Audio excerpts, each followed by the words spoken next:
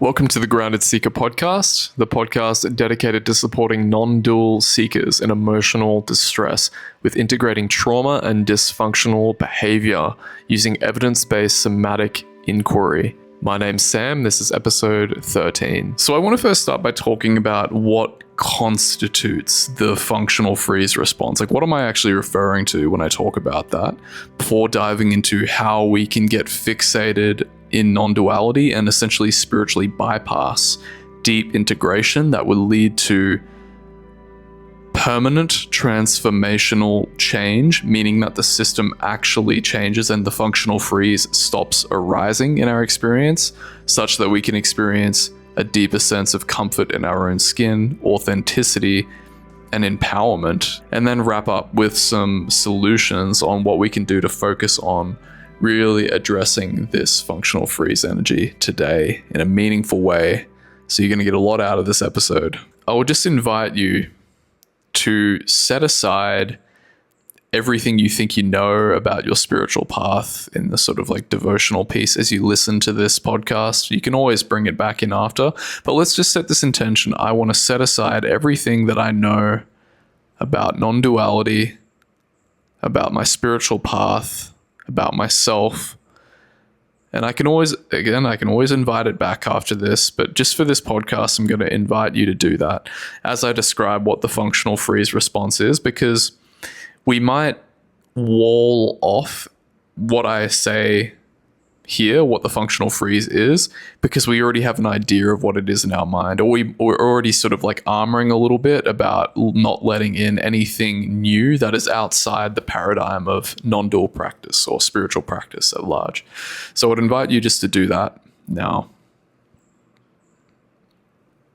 So functional freeze, right? Where does this functional freeze come from? A lot of us are on this non-dual path, and you're very earnest seekers, people who are deeply committed to truth, overcoming suffering, let's say. And we are capable about going about our lives. Like some of you probably, you work relatively decent jobs. Like some people I've worked with are doctors. Some people are, working in high-end management positions. And on the other hand, there is a different demographic of people, like usually young spiritual seekers, anywhere from the ages of 20 to 30 to 35 to 40. And this particular demographic is so paralyzed, unfortunately, by so much of these trauma responses and freeze responses that even going about life is very difficult to work a job and to go out into the workplace and to find something sustainable. It's very difficult. Or on the other end, there's people later in their years who are like in these higher end positions and who are now realizing the extent of this functional freeze that's been running in the background their whole lives. And what we notice is that there is, with these particular clients that I've worked with and I've seen in myself, people tend to describe a tightness in the neck or through the midline of the body, essentially, maybe in the heart, and especially in the gut. Like this is something that I had very chronically, the tension in my gut. And while we have this freeze response, it feels like numbness.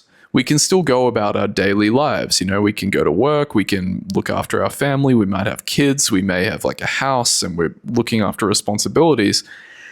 And yet it feels deeply uncomfortable to be in our own bodies from this functional freeze response.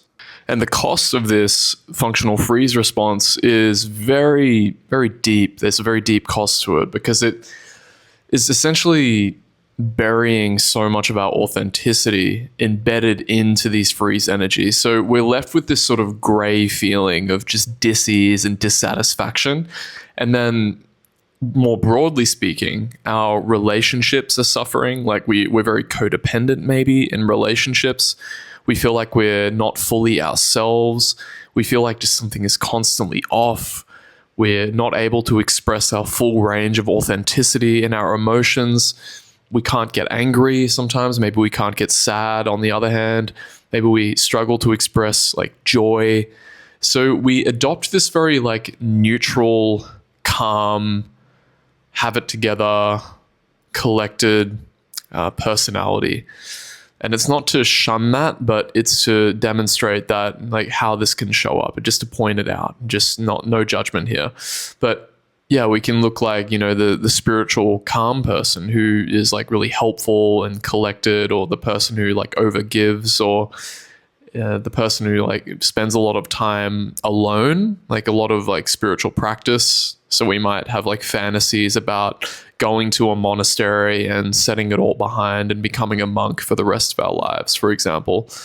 Or, just like going on prolonged retreats, like 60-day, 90-day retreats. And if you're anything like me, I remember saying this, and a lot of people seem to have resonated with this, but like going on retreat is like a breath of fresh air. It's like, thank God. Like I did my 10-day Vipassana retreat myself, and I remember thinking at the end, like, I don't want to talk to people. Like, I just want to keep meditating. These are the sorts of things that can arise with a functional freeze response. And we can also be very like keenly looking for guidance and support through teachers, like giving away a lot of our power to teachers and authority figures at the expense of our own intuition and trust, self-trust, like deep self-trust within ourselves that is anchored in a sense of embodied yes, like I know what is right for me. But no, I'm going to actually like give it over my power to teachers and authority figures instead of fully trusting myself. And I might even say that I trust myself, but like deep down, if I was really tested, no, I don't. And this functional freeze can really like feed into that. It's almost like I've heard it described as a sense of being buried alive, or like living a life of quiet desperation. It's very, very uncomfortable. So we may have even been motivated to turn to spirituality based upon these functional freeze responses. We might not really look at it that way, but there's this sort of like numbness and tension and discomfort that's chronically in our bodies. And that could very well be the suffering that motivated us, partially, maybe not the whole picture, to engage in something like a non-dual practice. And to understand the functional freeze in a broad brushstroke, what I would say it is a huge, calcified, solidified conglomerate of painful emotional learnings that we've accrued in our life that we haven't had resources, like loving attention from a parent, a safe space to process our emotions, or the validation that we can benefit from to just have the green light to cry or to express anger or rage.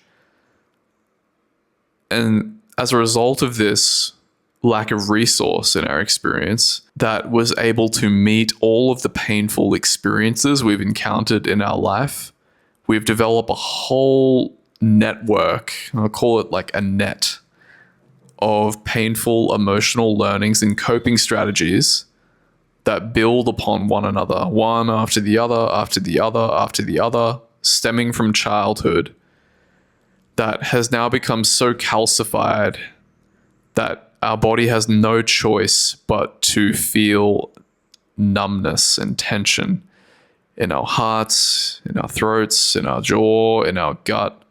It's almost like mixing all of the colors on a colored palette together and getting the color gray. Peter Levine, the founder of somatic experiencing, describes it this way, the freeze response in particular.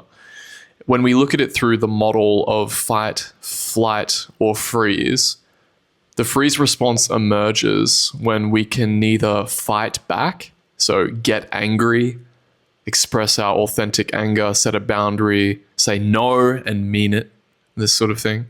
Get away from me, I don't want you around me. Or the flight, like when we're even unable to run away or to get away from the situation. Because as humans, maybe we have this strong pull to want to fit into the group, so we can't get away from a stressful situation. Otherwise, because it's not socially acceptable, for example. So we betray our natural emotional instincts.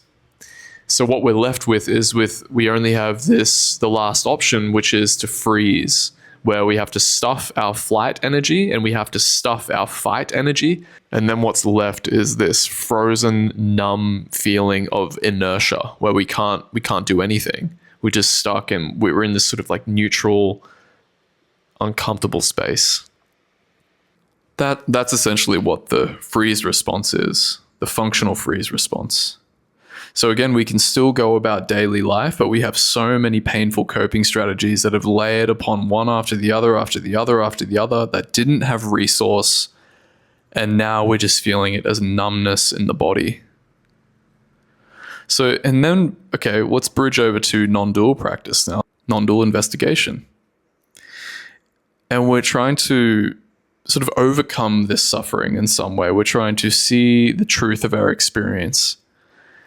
And we might be recruiting to deal with this functional freeze and other things as well, not just the functional freeze, but for the sake of this episode, I want to focus on the functional freeze. So we might have this tension in our gut or our heart or our neck or whatever, and we're trying to relate to it through the paradigm of non-dual practice. And we have this sort of like, we might be using teachings like, okay, I'm just going to rest as awareness, and I'm just going to watch the numbness come and go. Or we might have a practice like letting go of time, noticing the thought of time come and go into experience, letting go of past and future. Or we might be dropping perceptual overlays that we add to experience, like even calling this experience of freeze is a perceptual overlay that we're adding on experience. And we're in the business of letting go of concepts just like that.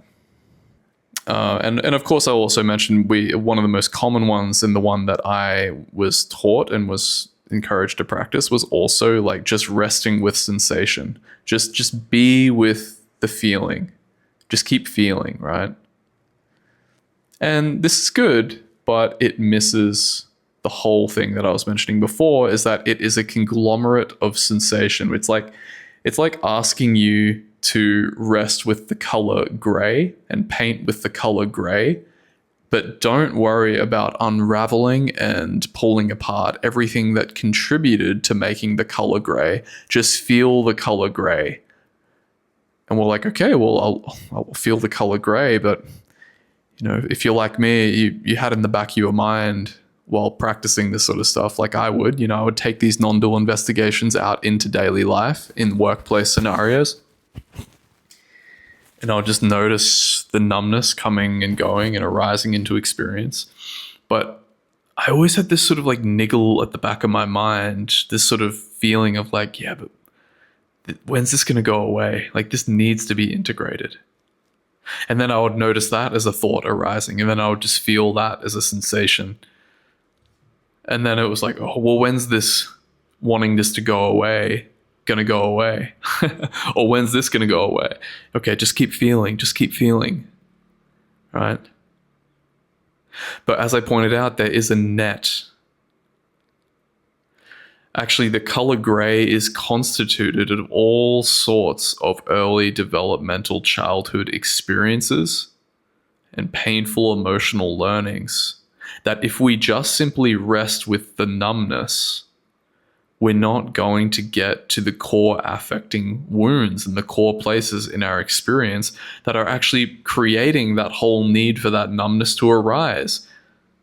Because there's more than likely there is a screaming inner child of some degree, maybe from an experience of when we were 3 years of age, who is deeply under-resourced, who never got that resource available, where she was forced, or he was forced, to develop all sorts of coping strategies to not feel that pain. And when we just rest with the most surface, superficial presentation of the suffering, which is the numbness, that's actually in place for us to not feel those deeply painful aspects of self. The numbness is serving as a protective layer that's concealing strategically. The nervous system is brilliant the way it does this, for us to not feel those painful experiences.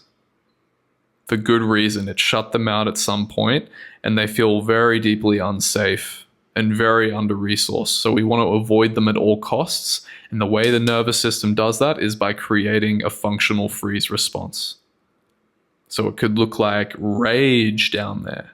It could look like sadness down there. It could look like the most heartbreaking grief. And when it's provided with resource, while it can sound scary, it's actually a beautiful, beautiful unraveling. And the nervous system actually wants to do this. It wants to actually purge and integrate these experiences with compassion and love. It wants it more than anything. But what we do when we have a non-dual practice is we're in the business largely, depending on where we are on the spectrum, of not really getting to the core of things. Because some of us could have a sort of like shadow work practice, for example. And even with that, we might not really be getting to the deeper places. We might be only getting like 2 layers deep, and that's as far as we know how to go. But when we use more skillful inquiry, like I would in session with people, we can keep going deeper and deeper and deeper. And there are all sorts of amazing techniques and approaches we can do to get there, to get to those really painful, repressed places in our psyche, which could be anger, it could be sadness, could be hurt, could be joy. Most of the time, there's a lot of fear that's become calcified in our experience that is blocking that natural unraveling that's trying to take place. And then unfortunately, we identify with the spiritual practice. And that's why I asked you to set aside what you think you know about non-dual practice, because we might have thoughts arising like, well, isn't that just a belief that there is, an unconscious net of things driving this numbness in my body? My teacher said to not worry about that, just feel. Or my teacher said just to feel so deeply and thoroughly that there's no concept of there even being a perception of pain. And we have to really ask ourselves the question, like I get that this can arise, these sorts of doubts, but then we have to ask the question, well, how is my daily life going? Like, what are my relationships like? Do I feel empowered in my daily life, or do I feel like I'm completely stifled and stuck and frozen in this functional freeze response, and it feels like it's informing so much of my life? Because we can even hear teachings like in non-duality, which are good if they're not co-opted by the need to stay safe completely, and we're avoiding something like integration. Right, so this is actually a loving thing to say, but if we're just surrendering to our numbness and trying to apply this non-dual teaching of something like surrender or just being with sensation or letting go of time, but what we end up doing is we default back to our suffering state. And what the nervous system is calling for us to do, especially if it's surfacing a lot of this trauma, which it can do through non-dual practice, when we rest as awareness, more stuff is going to come up. It's calling for integration. It's time to integrate. And it's doing that through a loud expression of numbness and pain. It's basically the inner child rearing its head saying, hey, you're opening up more space in consciousness. Wow, okay, well, maybe I can finally show myself such that you can actually really integrate and be with me, because I've been stuffed away for so long. So then we can finally show up to it with compassion. Now, the problem with non-dual practice, which isn't so much, I would say, a massive problem with the practice itself, although I must admit that I have skewed largely away from really orienting to these radical pointings of like there being no time as such anymore, because I really do see it that we should just include everything. What's wrong with time? What's wrong with thought? It's all this. It's all everything can be infused with emptiness. There's no problem with there being thought. There's no problem with there being a healing process taking place. There's no problem with a narrative forming as well. It's nice to be able to balance it with the emptiness of experience as well, of course, but I really don't see a problem there myself. But we're called to integrate these experiences. And simply by resting with the experience, we're only resting with the surface level stuff, and we need to go deeper. And sometimes we think that we're doing the deep work, and we can deceive ourselves into thinking that we're doing deep work in the name of non-duality or whatever, or spiritual practice, but we're tiptoeing around the edges of where we know we want to go. And once we actually get on board and we start doing some deep work, we start to notice that, oh wow, yeah, I've actually really wanted to go here. I actually really wanted to integrate this pain that's been driving so much inauthenticity in my life. I might not even notice it yet, but this numbness and this, it's sort of like that I'm surrendering into with non-dual practice, or I'm being with coming and going. It's just like, it's keeping me safe, and I don't really want to face the truth that there's something there for me. And then when we do, we start to notice, you might notice that, like I've seen in myself, like all of these unskillful and inauthentic ways of relating to myself and to other people in relationship and all sorts of stuff in ongoing suffering in the way that that's unraveling in my life. When we really turn to these freeze energies and integrate them skillfully with very powerful inquiry and take it to the core affecting experience at the root of this big net, we can actually drive transformational change.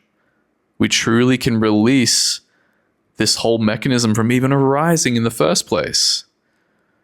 At a permanent level too, such the nervous system updates and reconsolidates into a new learning, into a new expression that isn't burdened by this thick, heavy numbness that's consistently driving our lives, this tangle of emotion that feels like a gray, numb sensation in the body that we're trying to manage so desperately in the name of like non-duality and stuff like that. But if we just gently turn toward it with skill, with precision and compassion, that firmness, but that gentleness as well, this can all unravel and drive transformational change such that that numbness stops arising.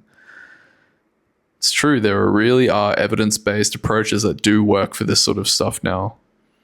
And if we're really feeling a lot of that mental distress and especially experiencing a lot of functional freeze, there are ways to address that rather than just the sort of dry, non-compassionate attempt of self-transcendence that we can come at non-duality with. Right? Oh, I'm feeling so functionally frozen. Maybe I'm not using that terminology, but I'm feeling so frozen that I have no choice but to just try to transcend it all. So we're even flavoring our whole spiritual endeavor and pursuit through this lens of like self-hatred, self-rejection. Of course, that can be on a spectrum of anywhere from mild self-rejection all the way up to like suicidal ideation and self-rejection. We're so rejective of the self. We're so frozen in our body because we keep turning away. Even though we're trying to do our best, it's not like we don't want to keep suffering, but we cling to these non-dual teachings as a way to not really face those really painful areas sometimes. It can be co-opted. Okay. So now that I've mentioned that, I've sort of given a bit of a path of what the functional freeze is, this conglomerate of coping strategies and beliefs that need to be unraveled, and how non-duality can sort of feed into it. I want to provide some ways that you can really work with this today. Obviously, working with a facilitator to unravel it is very powerful and important. But the first thing is to start working at subduing the strong fixation on almost like overly relying on a spiritual practice to somehow get you free from this functional freeze. If we can admit to that, that opens up the possibility for us to start doing integration work. Even if we're skeptical at first, which can also be worked with in session or in our own internal practice, we can relate to our experience and start maybe softening that if we feel ready. Of course, we don't have to force that process. Maybe you hear a message like this and 3 months further down the line, you consider trying something like an integration process. But that is the first step. Once we come out of denial of spiritual practice not really getting to the root of some of these really painful energies, then we will start the process of unraveling and transformation of the nervous system and essentially embodying our awakening such that we can finally heal and integrate all of the dysfunction that it is creating in our lives, like painful relationships, painful, disempowering beliefs, and lack of authenticity in our experience. And I want to stress, I'm not talking about letting go of your spiritual practice entirely. I would encourage integration of both practices. However, I would just open that doorway, invite you to open that doorway to consider that integration is definitely a part of the process. As Ajay Shanti said, you got to go up and out, climb up to the top of the mountain, but also come back down and into the body and integrate these experiences fully, this functional freeze energy that's ongoing in your life, such that the two practices converge. The next thing would be to really start developing a relational mode toward our experience of deep, deep compassion. And the way I would like to do this, so like you were to imagine this, is to really start looking at these parts of you, like this functional freeze, as if it were a inner child, a wounded little boy, like a wounded little 5-year-old. You can even use imagination to imagine this frozen, say you're feeling tension in the jaw, heart, or gut. If this were a little boy or a little sweet girl who was 5 years old, how would she be posturing herself? What would her facial expression look like? How would she be? Would she turn towards you? Would he turn away from you because they've been so rejected? And just slowly, like you're not going to like force your way. If you saw a child who is frozen, you wouldn't just like rush in and, okay, I'm going to fix you now and I'm going to save you. It's like, maybe we just want to like slowly open the door on this child who's sitting in a corner in a room and gently walk towards them with genuine and sincere compassion that isn't tainted with a bias to fix or get rid of. And if they're willing to receive us, we might come over and sit next to them and just put our hand on their shoulder and slowly just say, like, I'm here. And they might be so black and so gray and so unwanting to communicate what's even going on with them that it might take some time to build that relationship. So just slow and steady. Building a compassionate relationship like that with our internal experience rather than relating to it in effort to transcend it. That's essentially like going in and, like we recite a non-dual teaching while sitting next to this child who desperately just wants love and attention, and just stuffing them, plastering a teaching on their face and saying like, I'm just going to, let's just be, it's just this. And we're actually saying, it's just this, and I'm just saying that to you, this inner frozen part of me. I'm just saying that to you because I'm so sick of you being here, and I want nothing but for you to get out of my experience. So we're sort of like resisting the experience, which actually is like we're resisting it through the application of a spiritual teaching, like a non-dual teaching. It's subtle, but that can definitely happen. I've seen it in myself. But if we shift away from that to an attitude of, sweetheart, or hey, little fella, I'm here for you. Is there something you want to tell me about what's going on? And then maybe that little child just mutters out, I'm so afraid. I don't even know where to start. There's so much going on. And we say, yeah, there is. And as soon as you're ready, you can tell me how painful it is, and I'll listen to every little part of it. Now, the third thing is that once we've developed a sort of compassionate basis for this work, we might look to, and some of us may have already been at this level where we're engaging with the functional freeze. We may have done some shadow work. And then it takes a bit more skill from then on. So we can also recognize that certain identities, we accrue certain identities, like an identity of smallness or an identity of being like the overachiever. Actually, what can be underneath those identities? So this little inner boy who's really angry or upset, and this is where it gets more technical and surgical, and where we lean on the compassion equally, but we can also bring in this firmness and discernment to get to those really deep areas. We can use those identities actually as a way to hide from painful emotions. And I say hide as if we chose this or something, right? Like the nervous system learns this. But for example, an identity of smallness in front of an authority, for example, say like a non-dual teacher, we might feel that smallness. But the reason we feel that smallness is because it's keeping us safe from expressing an emotion like anger. Or we might feel like we're an overachiever and we have to really be the one. We're going to be the person who has the deepest and most thorough awakening. It's like an overcompensation.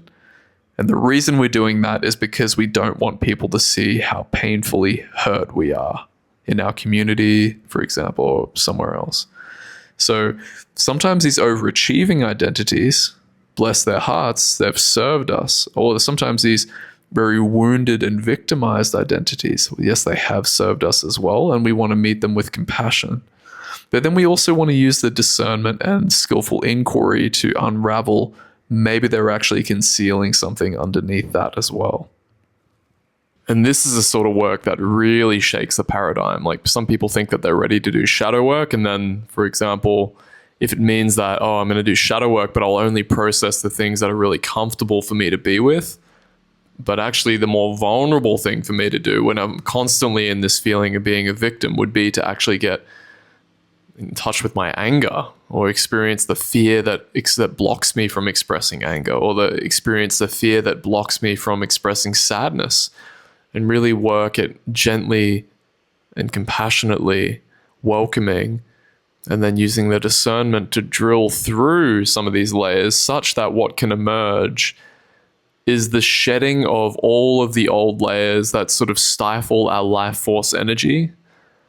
And what is revealed is a core of authenticity that isn't overburdened, right? Because what we're trying to do is we're trying to undo all of these burdensome, protective, developmentally adaptive identities to sort of etch away and reveal our most authentic expression, our true self, essentially, that isn't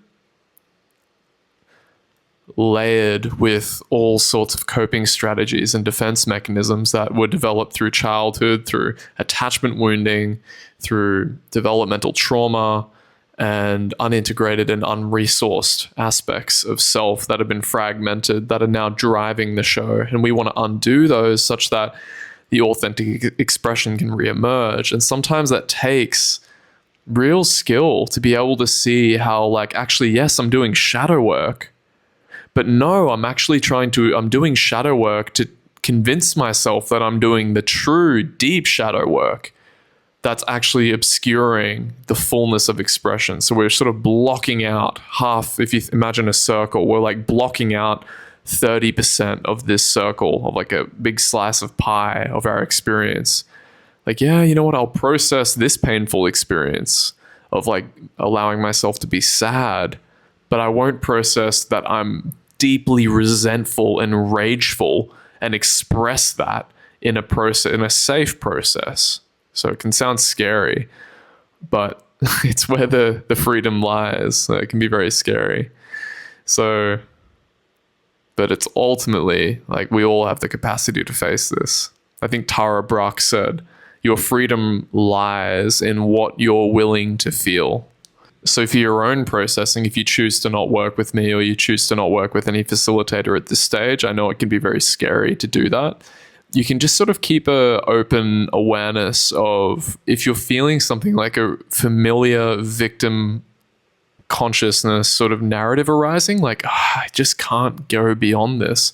You can sort of just flag that with a sense of curiosity and just see, what is this getting for me to believe that I can't go beyond this? Or I'm just stuck? What does it get for me?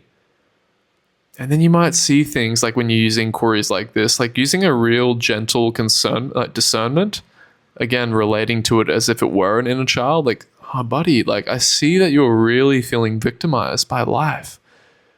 What's it getting for us to do that? Yeah, I can see that you want to be a victim or you want to be overcompensatory because you're afraid of fill in the blank. You're afraid of applying for the job. You're afraid of taking on more responsibility. Or you're afraid of stepping down and losing the validation if you overcompensate. So it's like, oh yeah, look at that. That's brilliant. That's such a brilliant strategy. Okay, and maybe there's some sadness or maybe there's some anger underneath these identities that could be expressed. Or maybe there's some fear there as well, like really deep fear. I don't want to let go of this. This is so much of my identity. And so it's just about taking it slow and really like being willing to pull the rug out with this firm but gentle discernment that is truly radical. I think Scott Kilby's pointed out correctly that a lot of people think that like non-dual teachings and these sorts of things, I'm paraphrasing, it might not be exactly what he said, so I'm sort of like what I've sort of amalgamed from some of his talks that I've been listening to. It's like we think that we're doing the vulnerable thing by being and expressing what we're familiar with, like say sadness, but actually our most vulnerable expression as spiritual seekers might be something like getting really angry. Or our most vulnerable expression might be something like, rather than meditating and being with our experience, it might be engaging with another human being and allowing them to see our suffering that we would otherwise try to process and hide from the world. And that can be terrifying, I know. But it's something to consider. It's something to gently warm up to if it feels terrifying, and it's something to invite into our experience if we actually are interested in freedom. A couple final notes. I just want to mention that freeze energy, functional freeze energy, it's very important to take it slow with it and really listen to it. It's we're talking about locked away, compartmentalized, very tough and difficult energies to be with. So it can really take a slowing down and a capacity just to open your heart and keep opening it, keep gently opening and letting out bit by bit of inquiry into these areas of the psyche. So really treating it like an inner child can really help. So if it's really difficult at first, you can set little mini parameters around it, like almost like little micro agreements. Like, okay, well, would you be open for me to be with you for 5 minutes, just 5 minutes, and then we can go away and do something else, and we can go and meditate and sort of pull away from feeling that for a little bit? Yeah, okay, good. Or, maybe I can go and watch some TV if I spend 5 minutes with you. 5 minutes of TV for 5 minutes of full-on feeling and wanting to understand what this is. So you can take it slow and really flow with the energy of that functional freeze, but just keep bringing that attitude of open curiosity, and know that sometimes the functional freeze, that freeze energy, that dense tightness, if you listen earnestly enough, because it can take a little bit, it might not notice it straight away, but when you really give it that attention, it might start to tell you things about yourself and unravel things that you had no idea were there the whole time, sort of like under the surface, under the hood of what's really going on, that non-duality practices can sometimes not really get to. Fundamentally, what we're trying to do is work our way down to the bottom of the net, where all of these things, all of these coping strategies are built upon, and to do the deeply integrative and transformative work that drives the transformational change that we sort of miss with non-dual pointings and practices and techniques. And until we turn in and do that transformational change work by going into the body, by feeling these sensations and funneling them all the way back, we're going to be stuck in a sort of like non-dual bypass. And while we might have intention to want to reach deeper degrees of freedom and happiness and joy, until we can really go to those places, I don't think, from my experience, I didn't find that in that joyful embodiment and authenticity and deeper sense of self, better relationships, and more well-being until I really turned to these places consistently. So that would be my invitation. Hope you found this episode very helpful, guys. A lot of love to you, and check out the links in the description if you want to work with me. Sign up to the newsletter to be notified when my 90-day program comes out, where I'm going to go really deep into this sort of stuff with people over an extensive period of time to do amazingly transformative work. And feel free to drop a comment and like the video and share it with someone you think they would benefit from this. It would help me a lot and helps them. And I'd love to engage with you guys in the comments if you have any thoughts or reflections. Okay, a lot of love to you. I'll see you in the next one.